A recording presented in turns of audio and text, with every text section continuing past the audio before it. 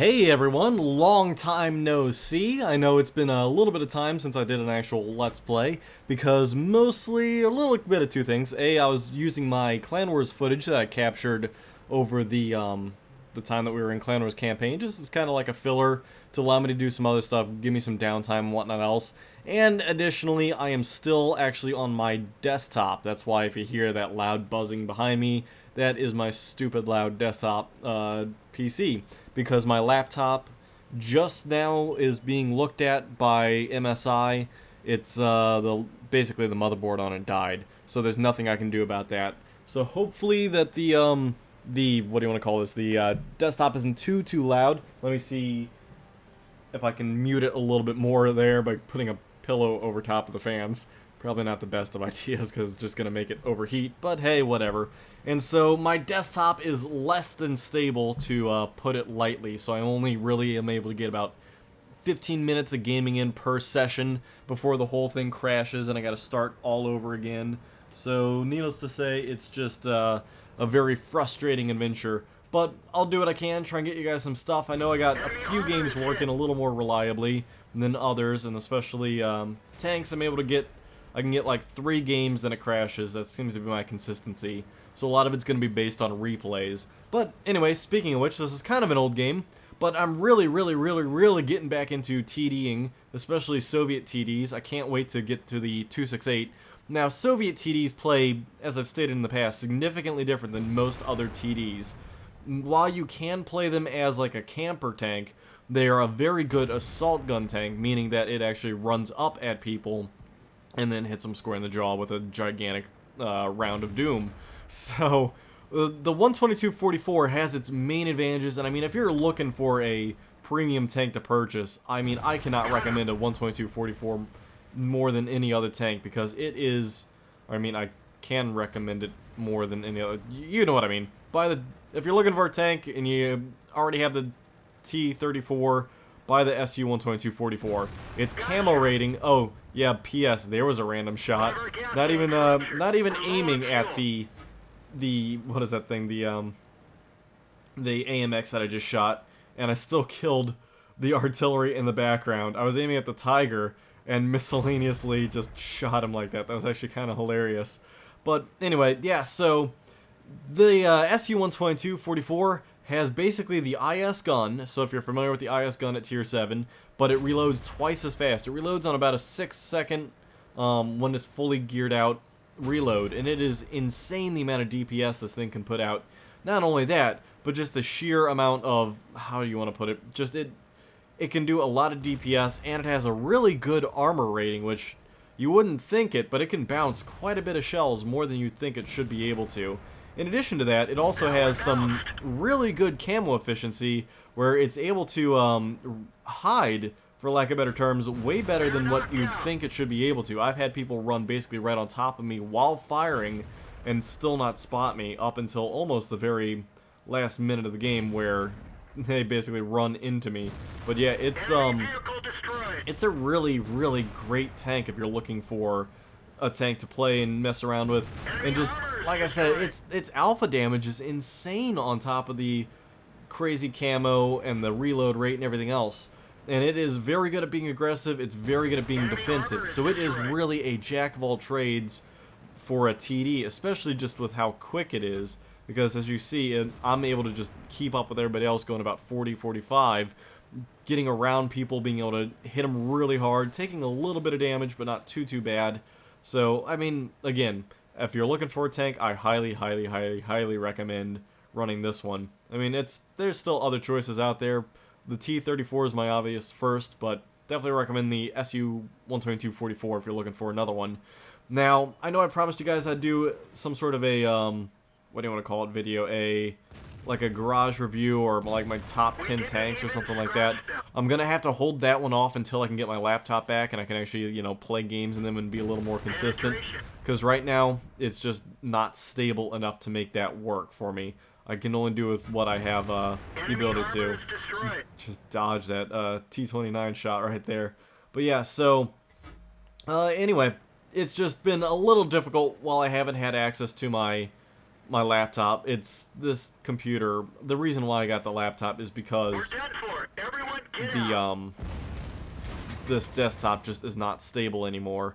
And so that was the entire reason why I got the laptop. Sadly, it's dead, less than a year and a half old. So, anywho, this game, on the other hand, is about to wrap up. So I won't talk to it too much longer. I mean, like I said, I'll display the pictures in the background while I keep talking over it, but I'll make that relatively quick.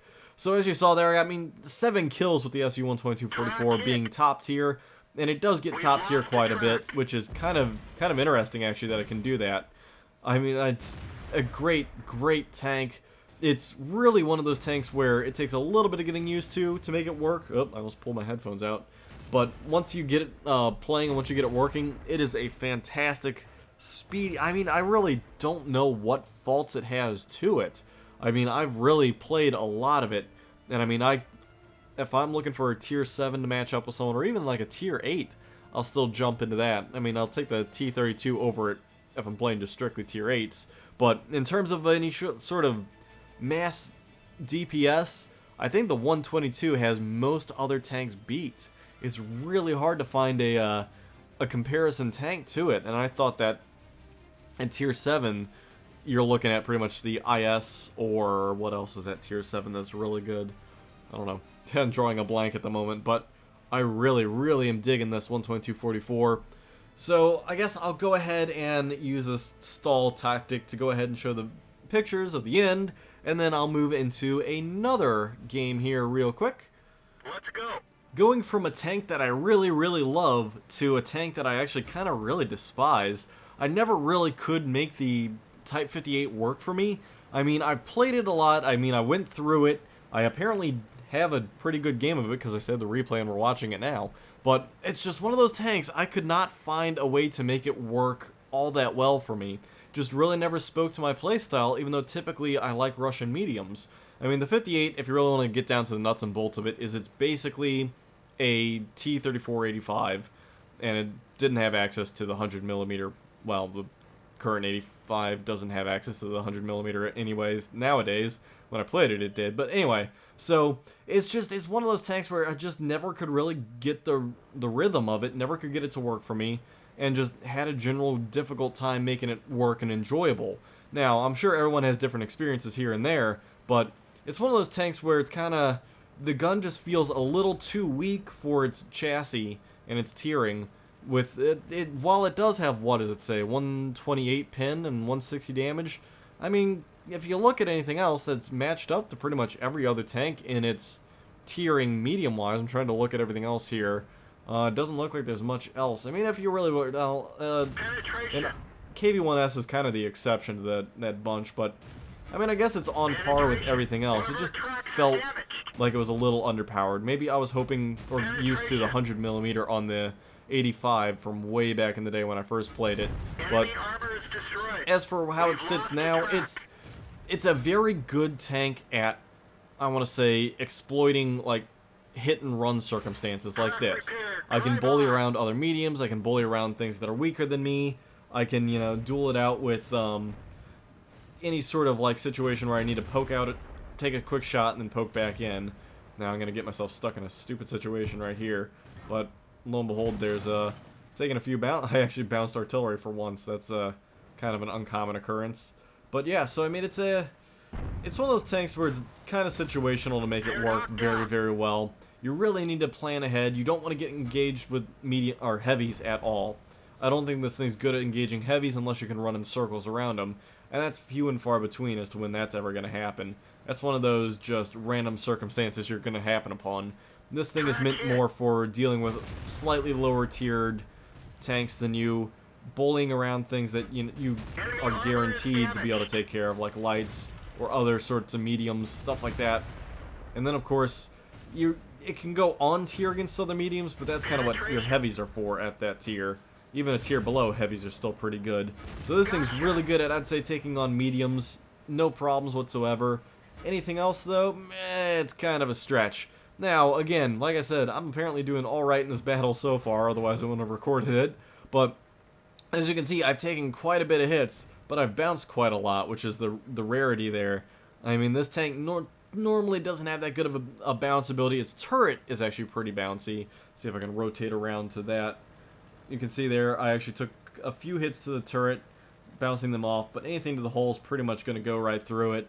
Now, it's more or less when you get to, you need to really, like I said, pick and choose your targets a little bit better than I do. I'm kind of aggressive, just go for whatever's available in front of me, not really pick and choose like I ought to, but sometimes it works. So, yeah, the one benefit of it is, like I said, it does have the speed to take advantage of those hit and runs and exploiting stuff, like being able to run down, just run down other tanks that can do that very well, and just being able to, I don't know, dodge out some of the heavies. That's kind of where it gets away, or gets actually very lucky, is the fact that it can run away from heavies very easily and go to where it needs to go to, instead of being stuck having to deal with, you know, X, Y, or Z heavy. It can go replace itself somewhere it's actually more useful. Because I don't think you're going to have much luck pinning a lot of things with its, what is it, the 128 pin. You're going to be kind of pressing to be able to do much there. Man, you want to talk about outnumbered here a little bit. We have a 1S on cap. We have me capping. I don't remember what happens to this one. Well, apparently nothing too bad. If they can reset cap, I should be good. Or do I out cap and just take it that way? I feel like, oh, here we go. This is what I remember. Okay. So, stuff is going to come around on me, and I'm just going to duel it out very, very carefully. I get a very lucky bounce there, and he resets on me. But sadly, they're still capping on us. Now, I didn't roll high enough to kill him in the one shot. That would have been beautiful if I did. But as you see here, stuff just keeps coming in at me. I keep bouncing it off the turret, and actually end up killing off all three things that come at me. Now it's all that's left is the 1S. I can't believe that three things just came at me and I just killed them all. That's right, that's why this replay was awesome. Because of that one circumstance. So we have two things that can easily get back there to take care of that tank. And I still got a Top Gun. And right there is pretty much the ensured victory with the reset just like that. I can't see anything else, but I'm going to assume that they pretty much are going to be able to take out the 1S. Especially with an artillery piece. Easy 8 should be able to take care of it, I think. Yeah, and there you go. So that's why this game was good, is because I had three people just feed right into the cap for me. So that was awesome. But yeah, I mean, the 58, I don't know what I'm doing with it. I don't know how I'm going to like the upper tier Chinese tanks when I get to them. I just don't see a lot of them, and I don't see them being, you know, all that, I don't know, special to me. They just really don't speak to me in terms of things I like. Maybe they get better. I know the heavy is no better than the medium, so you might as well go with the medium. And I really don't know too much about the lights. I think the 123 or 132, whatever it is, that one's apparently very good. But I'll have to check them out. I know they go on sale here relatively shortly, so I'll probably end up picking them up on the sale. Anyway, let's do one more battle since I owe you guys a video, and we will wrap it up there. So I named this replay VK Awesomeness, so apparently it's going to be a good game. I don't know what else to say about it other than apparently I named it this way for a particular reason. Anyway, so this is probably one of the last battles I played in the VK because I actually have unlocked the mouse since then, and I no longer play this tank. And I mean, you want to talk about a very, very good tank. Once you learn how to play this tank, it is very good, especially even against tier 10s, because you can side scrape with this thing and you can pin most things you come up against if you know where to aim. And I really did enjoy this tank once I learned how to play it. It was a little bit slow, but nothing that you couldn't get over and get past and couldn't work with. This tank is all about learning how to side scrape, learning how to really get yourself at an angle where they're going to either glance off your side or have a difficult time going through your front and not really exposing that lower plate. And, I mean, the turret on this thing is very good. The gun on it's very good. So it's a very good tank once you master the finer details of, like I said, the abilities to do side scraping and proper angling and stuff like that. Now, you never want to head straight at people. That's obviously one thing. But anyway, since then, I've unlocked the mouse. Haven't picked it up because, I mean, I have an E100, so I'm not going to pick up a mouse. And it's just not a thing that's it's not a necessity for me at the moment.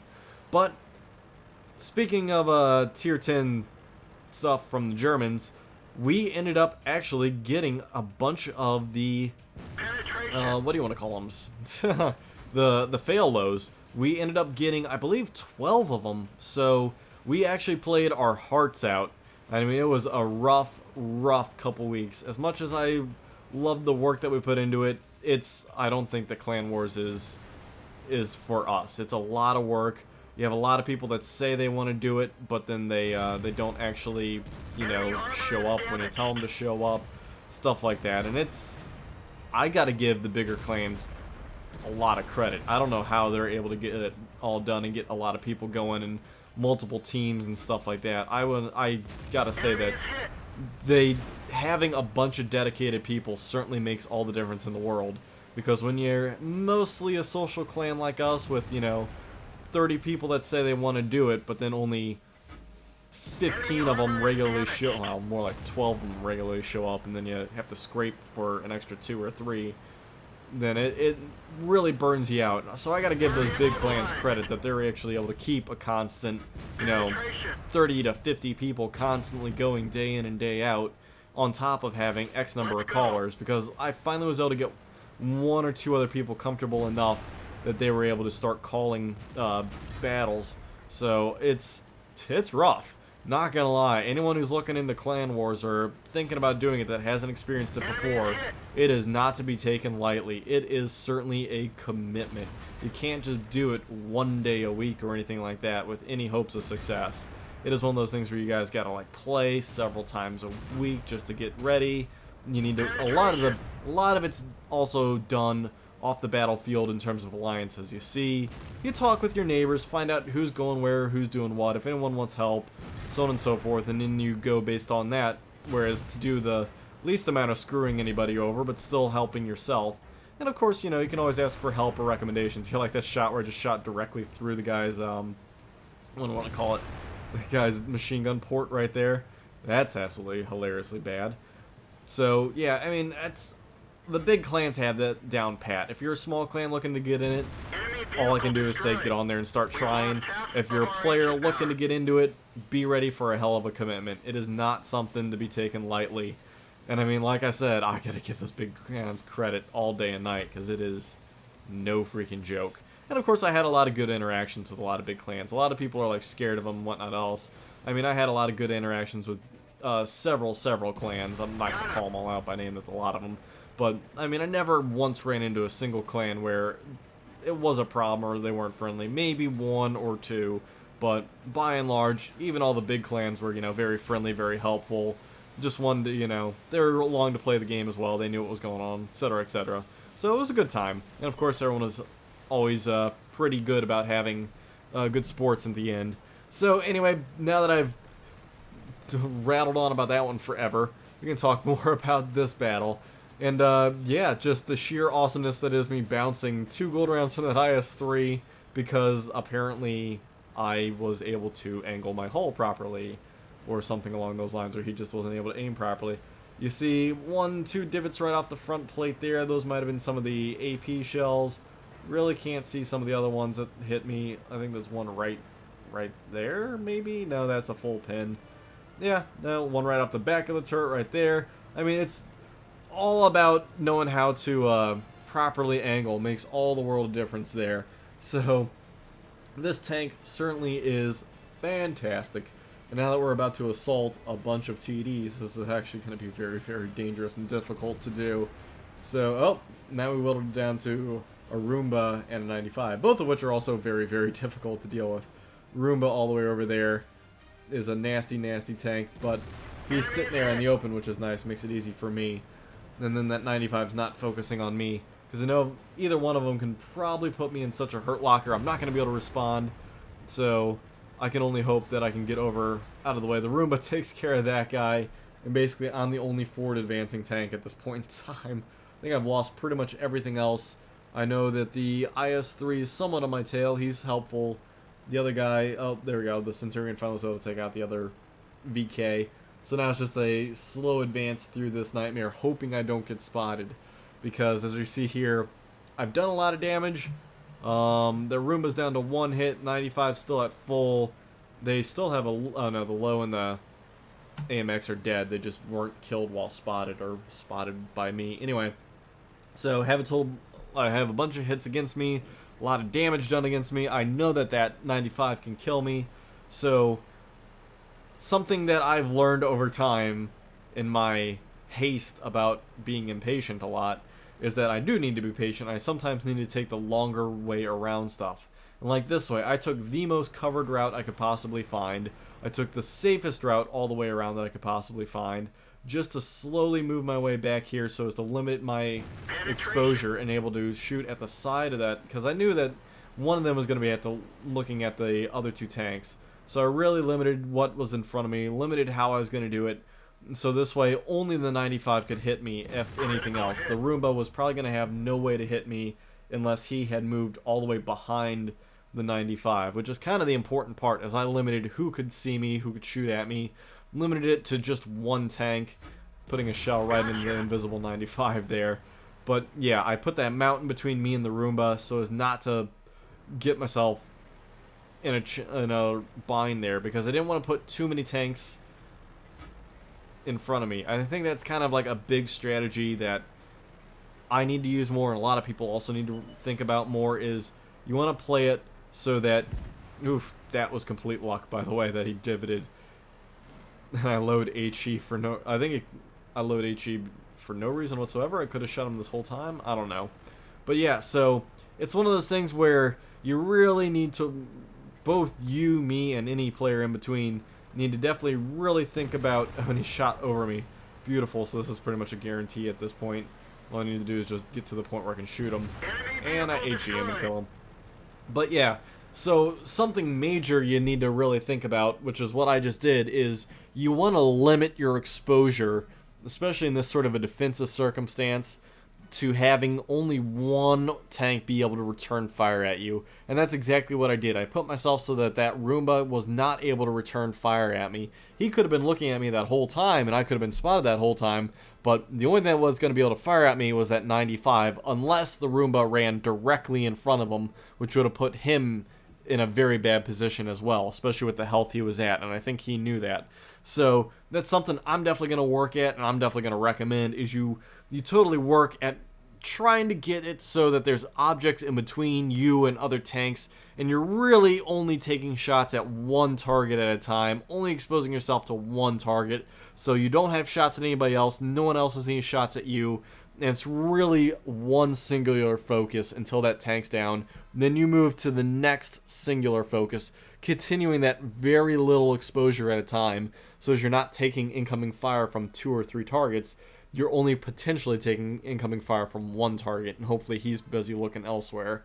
Anyway, hopefully that makes sense. Anyway, guys, I'm going to wrap it up there. Thanks for tuning in. I hope that this is all coming across all right because of the whole switching to a different computer. I hope you guys enjoyed it, and I will do my best to put out more content, but I think I'm going to have to drop my videos down to once every other day because of the desktop to laptop situation. We'll see what I can do. I'll try and bump up my streaming because I can actually do that more reliably than anything else, as I can stream my Xbox. Cannot stream any video games at all on the PC, though. So I'm screwed in that aspect until I get my laptop back. Anyway, guys, again, thank you. I hope you all understand the bind I'm in. And I guess I will catch you all in the next episode. Thanks, guys. Subscribe. Ratings appreciated. Catch you guys later.